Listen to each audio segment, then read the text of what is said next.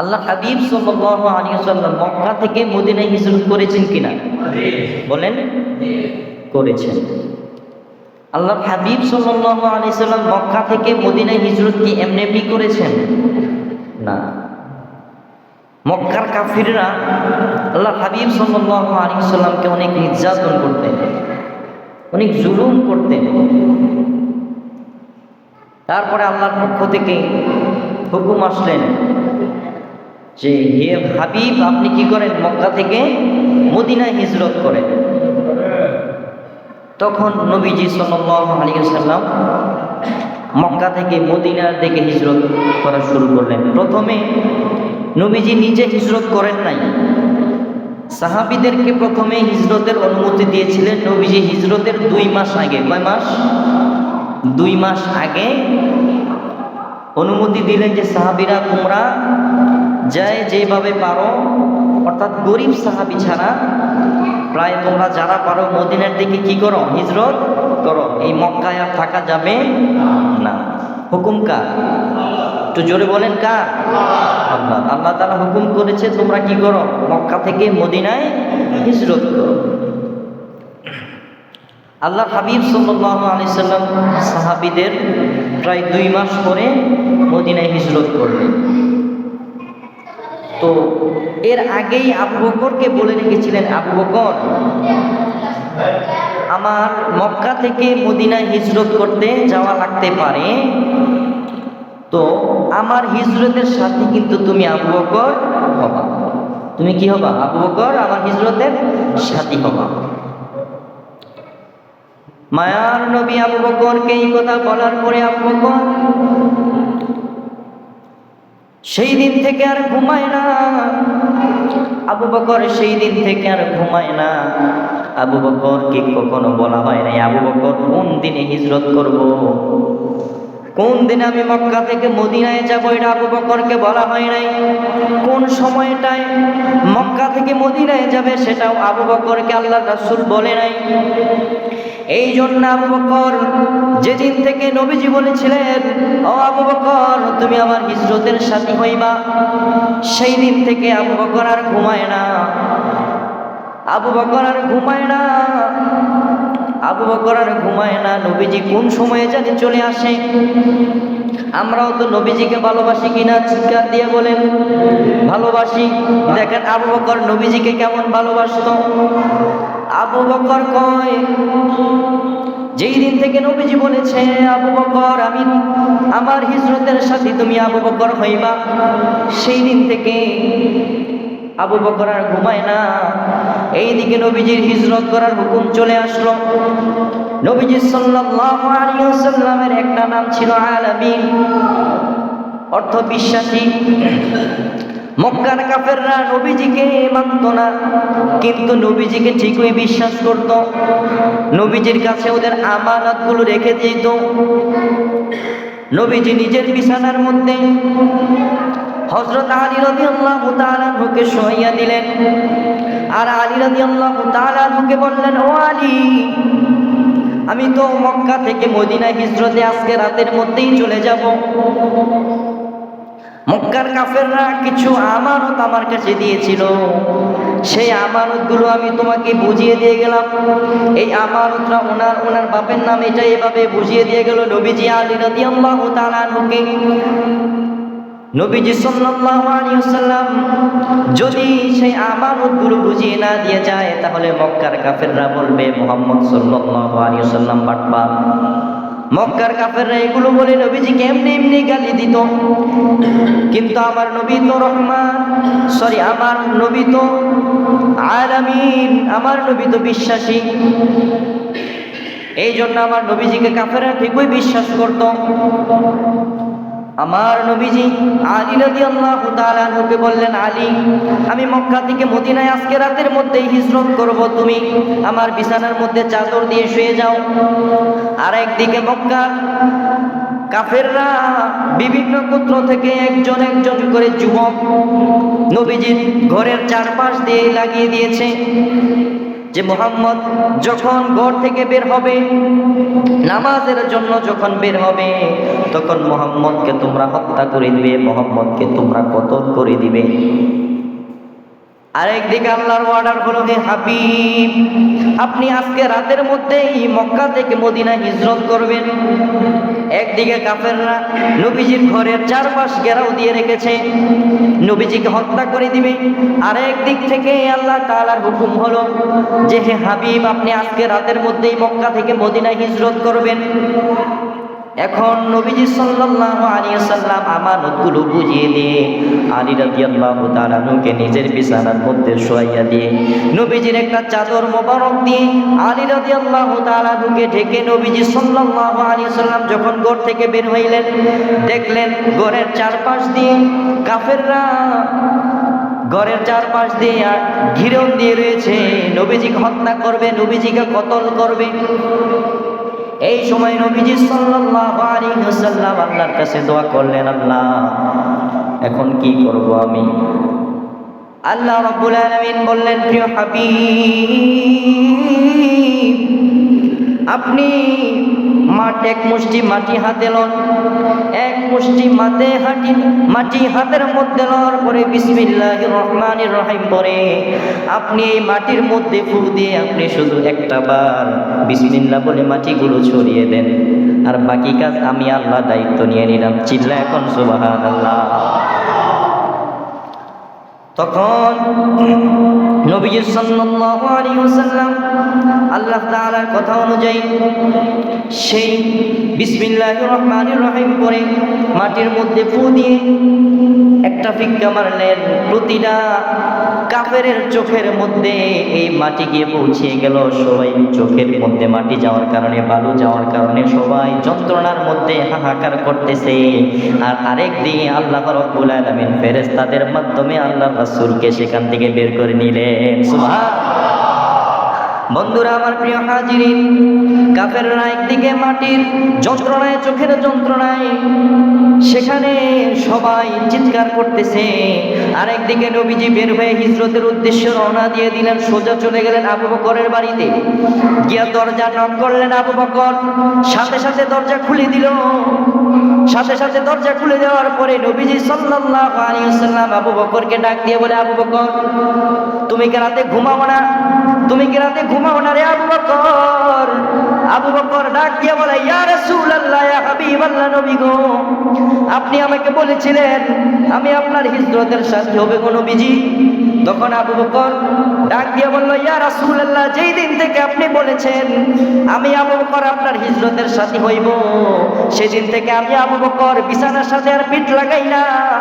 আমি আবু বকর সব সময় পথের ধারে দাঁড়িয়ে থাকি। কোন সময় আল্লাহর হাবিব সাল্লাল্লাহু আলাইহি ওয়াসাল্লাম এসে ডেকে বলে, ও আবু বকর, হিজরতের সময় হয়ে গিয়েছে, হিজরতের রাত্র হয়ে গিয়েছে, আমাদেরকে মক্কা থেকে মদিনায় হিজরত করতে হবে। আমি আবু বকর সেই দিন থেকে আর ঘুমাই না। আমি আবু বকর সেই দিন থেকে আর ঘুমাই না। নবীজি সাল্লাল্লাহু আলাইহি ওয়াসাল্লাম বলে, তাই নাকি? বলে, ইয়া রাসূলুল্লাহ, শুধু তাই নয় গো নবীজি, আমি আপনার হিজরতের সাথী হইব, এই জন্য 2টা উট আমি খাওয়ায়া তাজা করে সুন্দর করে রেখে দিয়েছি গো নবীজি। আমি সুন্দর করে রেখে দিয়েছি। একটা উট আপনি নেন, আর একটা উট আমি নিলাম। এই উটগুলো নবীজি সাল্লাল্লাহু আলাইহি ওয়াসাল্লাম আবু বকরকে হাদিয়া দিয়ে দিরহাম দিয়ে কিনে নিলেন। আবু বকর যদিও দিরহাম নিতে চান নাই, তারপরে আল্লাহ রাসূল দিলেন, অল্প কিছু হলেও দিলেন। শুধু তাই নয়, আবু বকরের মেয়ে প্রতিদিন বলে, ইয়া রাসূলুল্লাহ, আমি প্রতিদিন রুটি বানিয়ে বানিয়ে বক্সের মধ্যে রেখে দেই। কোন সময় জানি আল্লাহর হাবিব চলে আসে, মক্কা থেকে মদিনায় হিজরত করতে হবে। আল্লাহর হাবিবকে তারা কেমন ভালোবাসতেন, মক্কা থেকে মদিনায় হিজরত করতে যাবেন। আবু বকরের মেয়ে বলে, ইয়া রাসূলুল্লাহ, আপনার সাথে তো আমি হিজরতের সাথী হইতে পারবো না। আমি প্রতিদিন রাতে রুটি বানিয়ে বানিয়ে বক্সের মধ্যে রেখে দেই। যেই দিন আপনি হাবিব আসবেন, সেই দিন আমি এই রুটিগুলি আপনাকে দিয়ে দেব, আমার বাবাকে দিয়ে দেব। হিজরতের রাস্তার মধ্যে অনেক সময় যাবে, আপনারা ক্ষুধার্ত হবেন, আপনার সফর সঙ্গে আমার বাবা আবু বকর হবে, সেই জন্য আমি প্রতিদিন এই রুটি বানিয়ে বানিয়ে রেখে দেই। আল্লাহ রাসূল বললে, আবু বকর, এবার চলো। কি বললো? আবু বকর এবার চলো। আবু বকর আল্লাহর হাবিব সাল্লাল্লাহু আলাইহি ওয়াসাল্লামের সাথে সোজা রওনা দিয়ে দিলেন। আবু বকর, আল্লাহ রাসূল বলে, আবু বকর তুমি যে আমি বলার সাথে সাথে তুমি রওনা দিয়ে দিলা, তোমার পরিবার পরিজন, স্ত্রী সন্তান সন্ততি আছে, তুমি কি তাদের থেকে বিদায় নিবে না? আবু বকর বলে, ইয়া রাসূলুল্লাহ, ইয়া হাবিবাল্লাহ, নবী গো, আপনি যেই দিন বলেছেন আপনার হিজরতের সাথী আমি আবু বকর হইব, সেই দিন থেকে আমার বিদায় নেওয়া হয়ে গিয়েছে। এখন আর বিদায় নেওয়ার সময় নাই গো নবীজি, এখন আর বিদায় নেওয়ার সময় নাই। এখন চলেন, আপনার সাথে আমি হিজরতের সফর সঙ্গী হয়ে গেলাম। জোরে কি চিল্লায় একবার সুবহানাল্লাহ বলা যাবে না? আবু বকর নবীজিকে কত ভালোবাসতো, আগেই তার বিদায় না হয়ে গেছে, এখন যদি বিদায় নিতে যায় আর সেই দিকে যদি কাফেররা যদি পিছন দিয়ে চলে আসে তাহলে সমস্যা কিনা? কাফেরদের কথা হচ্ছে আবু জাহেল ডিক্লার দিছিল যে মক্কার যারা যুবক আছে কাফের, এদেরকে নবীজির পিছনে লাগিয়ে দিয়েছিল যে মুহাম্মদকে কতল করে দিতে হবে, তাকে দুনিয়া থেকে সরিয়ে দিতে হবে। যদি সে মুহাম্মদ যদি দুনিয়ার মধ্যে বেঁচে থাকে তাহলে তার ফিতনা বাড়বে, তার অনুসারী আরো বাড়বে, এই জন্য মুহাম্মদকে আর রাখা যাবে না। ভাইয়ারা আমার প্রিয় হাজিরিন, গভীর মনোযোগ, সময় কম। আবু বকর আর নবীজি সাল্লাল্লাহু আলাইহি ওয়াসাল্লাম হিজরতের উদ্দেশ্যে রওনা দিয়ে দিলেন। যখন একটু সামনে আগাইলেন, আমার নবীজি পাথরের উপরে দিয়ে হেঁটে যায়। আমার নবীর পা এত নরম হয়ে গিয়েছিলেন, হাঁটতে হাঁটতে হাঁটতে হাঁটতে আমার নবীর পা ফেটে রক্ত বের হচ্ছিল। পা ফেটে যখন রক্ত বের হয়, পাথরের উপরে পা দেয়, পাথরের উপরে দাগ পড়ে যায়, আরেক কদম সামনে দেয়, পায়ের দাগ পড়ে যায়।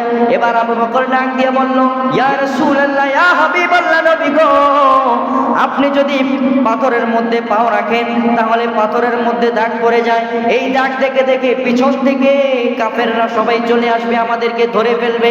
এই জন্য আবু বকর বলে, ইয়া রাসূলুল্লাহ, ইয়া হাবিবাল্লাহ, নবী গো, আপনি আমার কাঁধ মোবারকের মধ্যে ওঠেন, আপনি আমার কাঁধের মধ্যে ওঠেন, আমি আপনাকে নিয়ে সেই পাহাড়ের উপরে উঠব।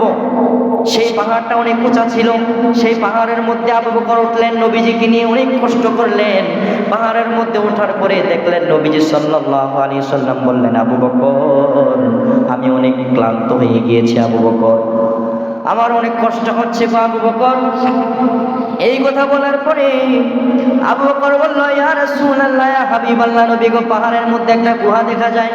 কি দেখা যায়? একটা গুহা দেখা যায় গো নবীজি, আপনি একটু এখানে দাঁড়ান, আমরা গুহার মধ্যে কিছুক্ষণ বিশ্রাম করি। তখন আবু বকর নবীজি সাল্লাল্লাহু আলাইহি ওয়াসাল্লামকে সেখানে রেখে আবু বকর বলল, ইয়া রাসূলুল্লাহ, গুহার মধ্যে থাকার প্রযোজ্য কিনা এটাও আমাকে আগে দেখতে হবে, কারণ এই গুহার মধ্যে বিভিন্ন জন্তু বাস করতে পারে, যেহেতু পাহাড়ের মধ্যে। আবু বকরকে নবীজি সাল্লাল্লাহু আলাইহি ওয়াসাল্লাম সেখানে দাঁড়াইলেন। আবু বকর গুহার মধ্যে ঢুকলেন, ঢুকার পরে দেখলেন বিভিন্ন বড় বড় গর্ত দেখা যায়। কি দেখা যায়? গর্ত দেখা যায়। আবু বকর আর বুঝতে বাকি রইল না, এটার মধ্যে বিষাক্ত বিভিন্ন জাতের প্রাণী থাকতে পারে। এই জন্য আবু বকরের পাঞ্জাবি, চাদর যা কিছু ছিল সব কিছু দিয়ে গুহার মুখগুলো আটকাইলেন, কিন্তু একটা গুহার মুখ আটকাইতে পারেন, একটা গুহার মুখ আটকাইতে পারেন নাই। আবু বকর কি করলেন? নবীজি সাল্লাল্লাহু আলাইহি ওয়াসাল্লামের জন্য একটা বিছানা রেডি করলেন, বললেন, ইয়া রাসূলুল্লাহ, বিছানা রেডি, আপনি চলে আসুন। তখন নবীজি সাল্লাল্লাহু আলাইহি ওয়াসাল্লাম সেখানের মধ্যে গেলেন, গুহার মধ্যে গেলেন। আবু বকরের ঘরের মধ্যেই নবীজি সাল্লাল্লাহু আলাইহি ওয়াসাল্লাম ঘুমিয়ে গেলেন, কারণ নবীজি অনেক ক্লান্ত ছিলেন। আবু বকর যে একটা গর্ত বাকি ছিল মুজানের, সেই গর্তের মধ্যে নিজের পায়ের মুরালিটা দিয়ে সেই গর্তটাকে আটকিয়ে রেখেছিল। সেই গর্তটাকে আটকিয়ে রাখার পরে সেই গর্তের মধ্যে একটা বিষাক্ত সাপ ছিল। সেই সাপটারও চিন্তা ছিল আমি নবীজিকে দেখব। আল্লাহু আকবার বলেন। আমার নবীর চেহারা এত সুন্দর ছিল, সাপ আল্লাহর নবীর চেহারা দেখার জন্য পাগল পারা হয়ে গিয়েছিল। তখন ওই সাপটা গর্ত থেকে বের হতে চায়, আবু বকরের পায়ের মধ্যে এমনি টোকা দেয়। আবু বকর পাও সরায় না, কারণ আবু বকর আল্লাহ রাসূলকে কুল মুবারকের মধ্যে নিয়ে আবু বকর নবীজির চেহারার দিকে তাকিয়ে রইলেন, চেহারার দিকে তাকিয়ে রইলেন। এমন সুন্দর চেহারা আমার নবীজির ছিল। আবু বকর চিন্তায় পড়ে গেলেন। আমি মদিনার মক্কার মধ্যে থাকতে ওমরের জন্য নবীর চেহারা তেমনি করে দেখতে পারি নাই, ওসমানের জন্য নবীর চেহারা তেমন ভালো করে দেখার সুযোগ হয় নাই, কারণ তারা ছিল অনেক ধনী। কিন্তু আমি আবু বকর তো গরিব ছিলাম, নবীজির চেহারা দেখে আমার মন জুড়ায় না। এই জন্য আজকে আমি নবীজিকে একা পেয়েছি, প্রাণ ভরে নবীজির চেহারার দিকে আবু বকর তাকায় রইলেন। আর আরেক দিকে সাপ আবু বকরের পায়ের মধ্যে দংশন করা শুরু করে দিলেন। আবু বকরের পায়ের মধ্যে দিয়ে একটা ঠোকর দিলেন, আবু বকরের ভিতরে যত সাপের বিষ রয়েছে, বিষাক্ত সাপ সব আবু বকরের মধ্যে দিয়ে দিলেন। আবু বকরের সেই দিকে খেয়াল নাই, আবু বকরের খেয়াল হচ্ছে নবীজির চেহারা দিকে। সুবহানাল্লাহ কোন?